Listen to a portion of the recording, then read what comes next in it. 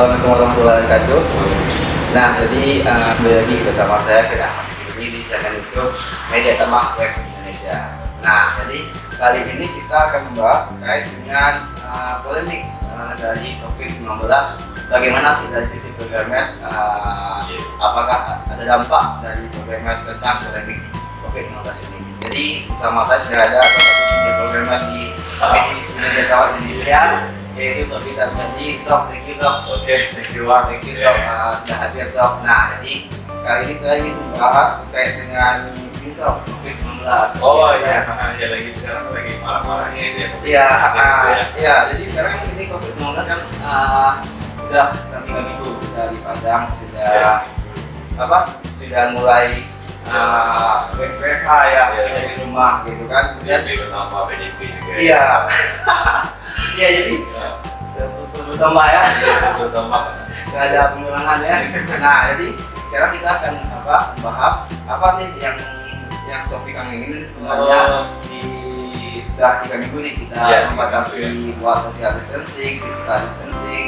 Nah, apa yang Sofi mungkin kalau 3 minggu di Padang aja. Kalau di dunia mungkin udah bulan ya. Iya. Sebulan Ya, kita aja 3 minggu udah gimana? Udah mau kemana gitu kan? Apa yang Sofi kangenin? Sebenarnya banyak ya kalau misalnya, apalagi udah 3 minggu. Ya pasti kita kumpul sama rekan-rekan kerja, teman, keluarga. Kalau bagi yang punya pacar, pasti pacarnya pengen ketemu. Iya, berarti itu berarti kan nggak bisa ketemu sama pacar dulu. Iya, LDR dulu ya. Kita harus social distancing gitu. Nggak bisa, nggak boleh nggak boleh bertemu dulu. Masih pakai jarak, apalagi bertemu paling jarak 1 meter ya. Apalagi kalau pegangan juga nggak boleh. Terus lagi. Kemudian kalau di Padang itu makanan susah jadi apalagi sekarang banyak rumah makan yang tutup kan gara-gara ini.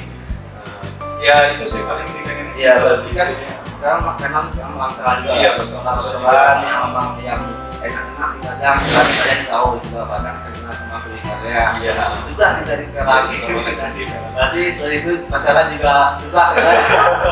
Sip. Oke, thank you. Memang betul sekarang dengan adanya social distancing, physical distancing, kita memang membatasi buat bertemu dengan orang lain gitu kan. Tapi yang saya lihat sekarang di sini di Padang pun itu ramai gitu kan. Iya, ada juga sih, padahal udah dikasih surat edaran pemerintah kan masih bolak-balik. Ramai juga ya gitu. Iya, padahal itu sudah sudah dibatasi oleh pemerintah. Iya, untuk social distancing di rumah aja. Kemudian tidak banyak juga sebenarnya yang untuk usaha-usaha dan yang lainnya. Tapi kita nggak tahu kenapa ramai jalanan gitu. Ya kesadaran diri sendiri aja sih sebenarnya kalau kayak gitu. Apalagi kesadarannya ya minimal pakai masker lah kalau keluar ya. Teman-teman juga kalau keluar minimal pakai masker lah kayak gitu. Iya, jadi memang masker itu sangat penting. Kita pun di Media Temak tuh wajib pakai masker juga gitu ya. Oke, nah jadi mungkin itu yang saya kangenin. Nah, jadi kan tadi tentang apa yang dikangenin selama COVID ini. Nah, jadi menurut Sofi gimana sih penanganan pemerintah yang kita lihat sampai saat ini? Gimana menurut Sofi? Mungkin kalau dari pemerintah sendiri, mungkin karena kita nggak tinggal di pusat kota ya, atau di ibu kota. Kalau di ibu kota sendiri, yang pernah yang saya baca itu kan pandemik ini udah banyak juga yang positif, kemudian penanganan juga sudah tahu kayak gimana, dari kesehatan gimana, gitu kan. Tapi kalau untuk di kita kayak di Padang misalnya, ini kan balik ke pemerintah kita. Kalau bicara pemerintah kita khusus di Sumatera Barat sendiri, itu sebenarnya udah bagus sebenarnya, kayak misalnya larangan untuk keluar rumah atau social distancing, kemudian kalau keluar rumah pakai masker, yang kalau orang yang pulang kampung atau dari luar kita diwajibkan dulu selama 14 hari itu nggak boleh keluar rumah, kita harus berdiam diri dulu supaya nampak gejalanya atau enggak ada atau enggaknya, kemudian juga ya lebih ke social distancing sebenarnya. Kemudian kalau untuk penanganan, kalau ada yang kena atau segera melapor, itu kan ada tindak lanjutnya sekarang. kemudian juga di setiap perbatasan nih masuk ke Kota Padang kan udah diperiksa. Ya udah diperiksa semua ya. Udah diperiksa suhu, kemudian kalau misalnya ada kelencengan gitu, udah nih masuk ke PDP langsung nih gitu kayak gitu. Mas sekarang gitu sih buat masuk Padang pun tak susah sekarang. Iya, susah sekarang. Kota lain kayak gitu juga gitu. Setiap perbatasan dari Medan, Pekanbaru, kemudian dari mana lagi Bengkulu, ya kayak gitu semua udah diperiksa. Jadi kalau untuk pemerintah daerah sini sendiri itu sebenarnya udah bagus sih sebenarnya kayak gitu. Cuman ya kembali lagi dari masyarakat. Iya betul. Apakah dia kan ada juga nih masyarakat yang nakal nih, udah tahu disuruh di rumah keluar juga kan. Masih nongkrong juga ya. Masih nongkrong juga kayak gitu. Iya, lebih sih kayak gitu sih. Ya memang dengan kekuatan masyarakat sendiri sekarang bahwa pemerintah kan juga sudah mengeluarkan aturan-aturan lainnya, tapi masyarakat sendiri masih belum mempunyai kesadaran masing-masing gitu kan. Jadi tiap malam orang masih melihat itu orang nongkrong di kafe-kafe. Di Padang udah dibatasi jam 10 ya kalau jam 9. Kalau di atas itu, siap-siap nih Satpol PP nih ketangkap kalian semua. Ini semua kafe-kafe di Padang ataupun semua pembelanjaan ya sebenarnya udah semuanya. Jadi udah pada. Oh iya sih, pantesan di dekat kosan saya itu jam sorenya udah tutup minimarket, yang malamnya nggak ada lagi. Iya, susah sih sekarang ya. Karena lewat jam 9 itu polisi banyak yang gitu kan, razia, polisi juga patroli buat sedikit-sedikit untuk mengurangi social distancing dan physical distancing tadi. Nah jadi sini ada juga wacana di Sumbar akan telah diajukan oleh gubernur untuk PSBB. Oh iya, PSBB. Wacana itu sebenarnya gimana ya? Kalau pemerintah sah-sah aja sih mengeluarkan itu. Apalagi sekarang dengarnya Bukit Tinggi juga menerima wacana ini. Nah, kembali lagi dari ini. Ya sebenarnya untuk awal daerah yang akan melakukan PSBB itu Padang sama Bukit Tinggi. Karena Padang sama Bukit Tinggi memang yang bisa melakukan PSBB gitu. Sebenarnya bagus sih kalau dari pemerintah sendiri, bagus sih, kembali lagi dari Pemdanya ya. Itu kan dari gubernur nih, gubernur kemudian otomatis gubernur kalau di Padang berarti wali kotanya. Nah, wali kotanya gimana? Mungkin kalau pendapat saya sah-sah saja untuk melakukan itu, tapi masyarakatnya nerima, kamu tahu nggak kayak gitu, kayak gitu. Apalagi pandemi ini kan kita nggak tahu nih berakhirnya kapan kayak gitu.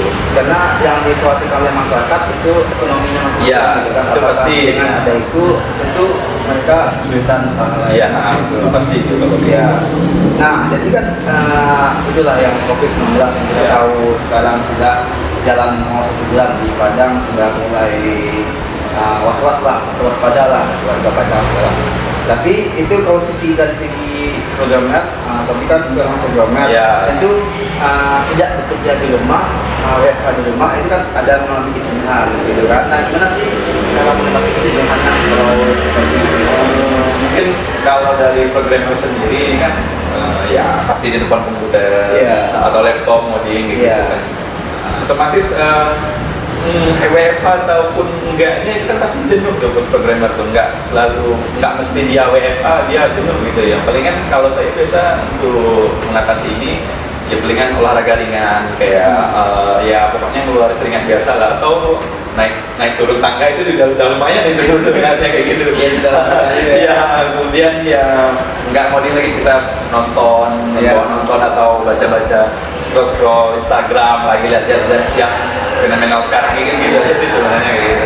Iya, karena biasanya kan kalau programmer kalau mereka jenuh mereka pergi keluar misalnya jalan-jalan ke pantai ataupun tapi sekarang udah nggak bisa. Kita harus mencari cara agar kita nggak jenuh lagi di rumah gitu kan, karena memang programmer biasanya memang di depan laptop aja gitu terus aja gitu, jadi memang sehari pun udah jenuh. WFH atau enggaknya juga biasanya udah jenuh kalau kelamaan gitu. Jadi udah sekitar 3 minggu ya di Mediatama kita WFH, itu gimana sih rasanya? Palingan kalau kita di kota ya alhamdulillah lah, koneksi jaringan juga cukup baik lah ya. Cuman kalau untuk dari segi ya kalau namanya programmer kalau dia objek mandiri, oke, bisa lah dia handle sendiri. Yang jadi pertanyaannya kalau dia objeknya tim nih, iya, betul. setidaknya kan mereka harus ketemu tuh. Nah, kalau yang ini juga jadi problem sih sebenarnya. Iya. Kadang ada juga miscommunication kayak Iya. gitu. Sebenarnya tergantung dari orangnya lagi. Kalau ya kalau mengalami kejenuhan pasti itu pasti Iya. kejenuhan. Tinggal dia kalau sekarang kondisinya nggak boleh kemana-mana, ya kejenuhannya bisa diatasi apakah dia nonton di rumah atau lebih apalagi yang sekarang lagi viral, apakah dia memasak dalgona kopi gitu kan, iya apalagi yang itu tuh. Kemudian apakah dia mau olahraga, ya suka-suka sih sebenarnya. Kalau saya lebih ke olahraga gitu aja sih sebenarnya. Iya, memang ya kalau misalnya kita programmer, kemudian kita ngerjain project bersama tim, memang ada sedikit miskomunikasi nanti akan terjadi. Walaupun kita sudah mengantisipasi itu dengan berbagai fitur atau berbagai aplikasi yang kita siapkan kayak GitLab, GitHub, yang teman-teman juga semua tahu. Tapi memang miskomunikasi itu pasti kan ada nantinya gitu. Kemudian apalagi dengan klien gitu kan, apalagi dengan klien, karena kita juga harus melihatkan progres dari aplikasi kita atau project kita ke klien. Kadang banyak yang miskomunikasi dengan klien, dan yang seperti ini gitu. Mungkin semoga aja cepatnya selesai untuk Bapak. Amin. Nah, jadi sekarang kan kita semuanya sudah WFH, teman-teman lain juga sudah WFH. Nah, gimana sih agar WFH yang kita lakukan itu efektif gitu kan? Jadi kadang kalau kita WFH kita ada rasa bosan, rasa malas, ketika nampak kasur langsung tidur gitu kan. Kemudian sedikit dipanggil sama orang gitu kan. Nah, gimana sih agar WFH kita tetap efektif terus seperti itu? Mana ya, kalau tergantung kerjaannya orang nih. Kalau misalnya saya nih dari sisi programmer nih, itu kan sebenarnya bisa kerja di mana aja, yang penting ada laptop, udah nih bisa saya kerja gitu. Tapi kalau misalnya dari teman-teman mungkin dari profesi yang lain itu bisa ini ya, bisa apakah kalau saya tadi untuk menghadapi kejenuhan ya kita olahraga gitu atau lain sebagainya lah gitu ya. Kemudian kalau untuk kondusif atau enggaknya ya pasti kalau menurut saya sendiri dari sisi programmer 50-50 lah ya, bisa dibilang kondusif, bisa dibilang enggak, tergantung dari kerjaan kita masing-masing sebenarnya. Nggak bisa juga saya pastikan kondusif itu sebenarnya nggak bisa, pasti nggak bisa. Ntar teman-teman kerjaan profesi yang lain itu marah nanti di sini gitu. Jadi biar lebih jelasnya mungkin ya teman-teman ada kerjaan lain bisa tulis aja ya di kolom komentar nanti bagaimana kondusif atau enggaknya kerjaan di sini.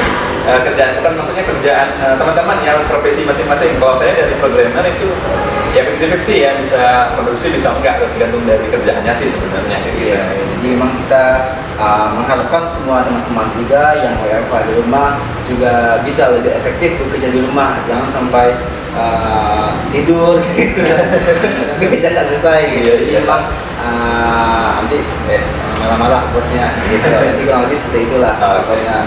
Nah, satu lagi nih pesan kepada masyarakat yang masih keluyuran di sekarang Padang sudah cukup banyak ya kerja kerja COVID-19, kita pun masih harus waspada, dan tapi yang kita lihat sekarang itu masih ramai yang lainnya. Mana sih bisa membuat masyarakat yang lain agar supaya kita semua lebih memperhatikan itu semua?